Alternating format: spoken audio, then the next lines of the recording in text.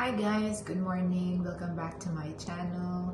Sa mga bago sa channel natin, welcome po. Welcome sa aking channel. Today is November 9. Today is Saturday. It's 10:18 a.m. So yun, nagpa-prepare lang ako kasi may pasok ako sa work today. Pumick up ako ng shift. Today, Saturday. So, ngayon, mag-blow dry na ako. At least, konting blow dry. Matuyo man lang ng konti yung buhok ko. Tapos, kakain na tayo.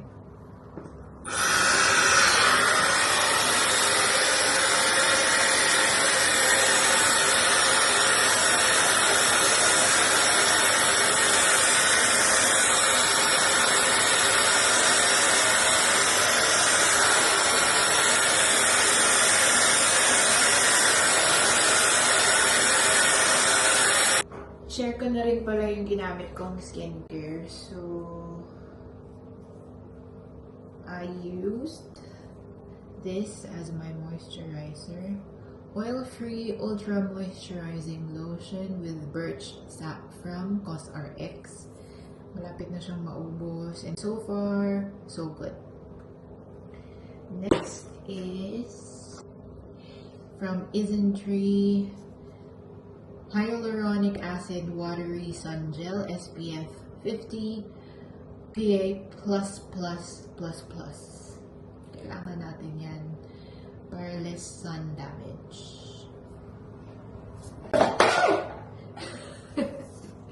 Nahulog pa. Ayan.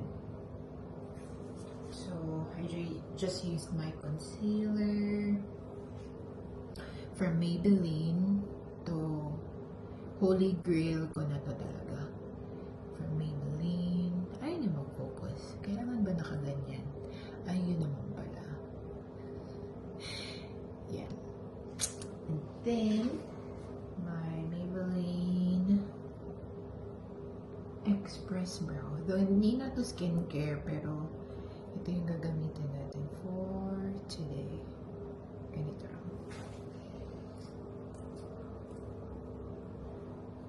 Brush.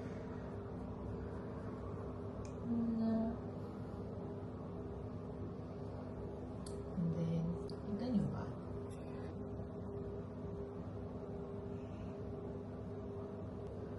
Ng pataas. And then, next is the L'Oreal True Match in Nude. Nakita ko lang to kasi nakalagay True Match Nude Plumping Tinted Serum 1% Pure Hyaluronic Acid. Oh, ang shade ko pala is 223 Light. Oh, yun na naman yung mag-focus. 223 Light. Ayun yung mag-focus. Basta yan. Binili ko to kasi nakalagay serum, so parang sobrang light lang. Gusto ko kasi yung light lang, ayoko yung heavy, pang everyday.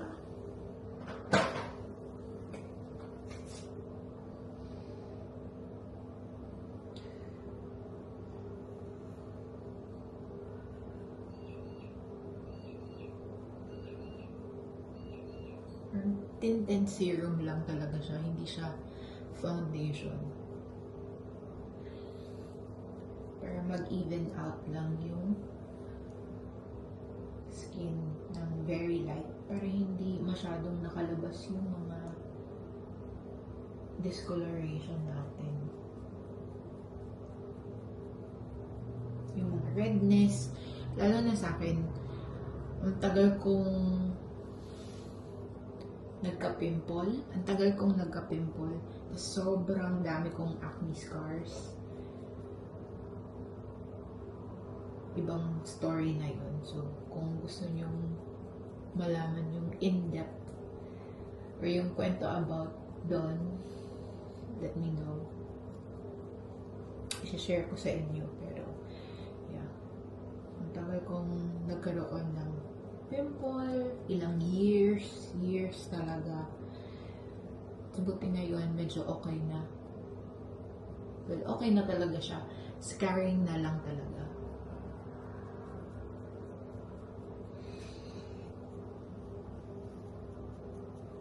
Yun. Wala namang masyadong difference. Pero, alam mo yun, makover lang. Yung discoloration. This one is from Charlotte Tilbury. And ang shade is fair or pale. This is their airbrush flawless finish. Nagustuhan ko rin to kasi very light lang siya. Hindi siya heavy. Hindi siya nakaka-clog ng pores. Which is yun yung gusto ng skin ko. Yung nakakahinga siya. Hindi siya clog, ganyan. It's very light lang to. Light coverage din. Pero okay lang. Meron din siyang konting blurring effect. Which I like. Cover lang natin yung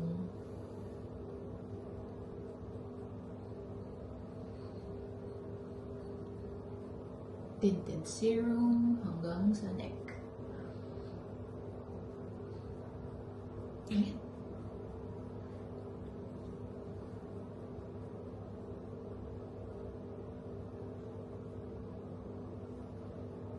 And ano lang natin yung lashes. This one's from Nichido. Galing pa to ng Pilipinas.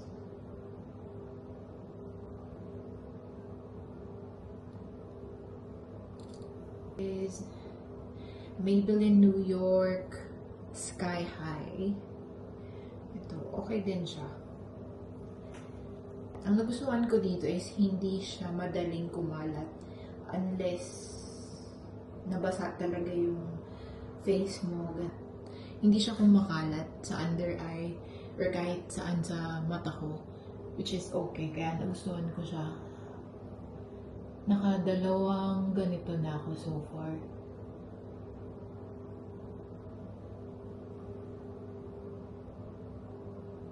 Very, very light lang. Today, I'm going to use my Zara Elegantly Tokyo.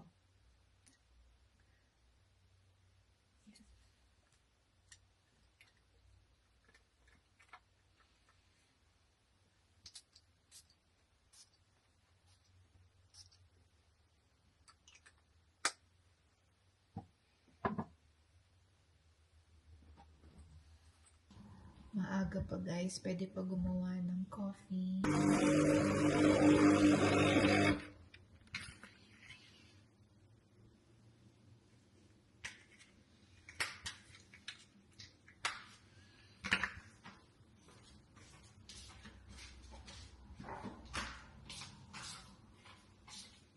Gawa tayo coffee guys, maaga pa. Ito ko nga ilaw dito. Medyo madilim. Yan. Gawa muna tayo ng coffee. Aga pa eh. This one is New School Rich Caramel and Floral Highlights. Yan. Okay naman siya. Masarap naman.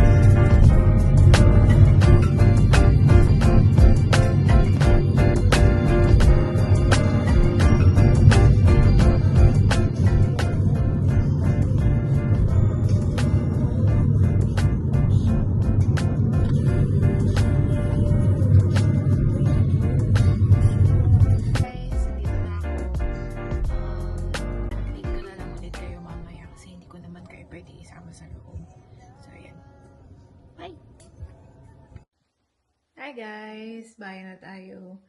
Hindi ako nakapag-vlog paglabas ko ng work. Diretso na ako uwi. Gusto tayo ng tteokbokki.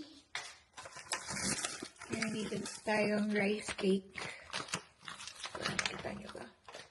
Rice cakes. So, meron fish cake dito eh. Fish cake. Meron tayong fish cake. And yung sauce. Yung hot pepper sauce for tteokbokki. Tapos mag-grill ako ng pork. Kailangan ko pa pala siyang dito. Kuha ko ng pork.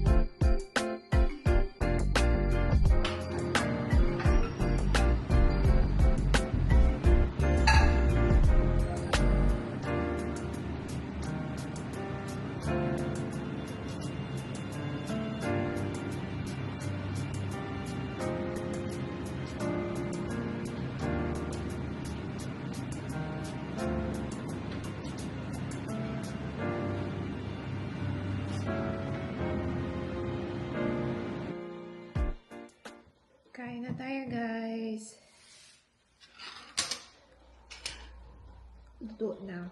Pakita ko sa inyo. Ito yung tteokbokki. Tapos yung green grill na pork. Korean gochujang. And rice. Tapos meron tayong aloe vera na drink.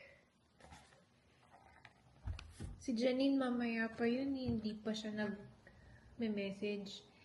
Mauna na tayo kumain, guys, kasi si Janine mamaya pa. And sobrang gutom na rin ako. Kain na tayo.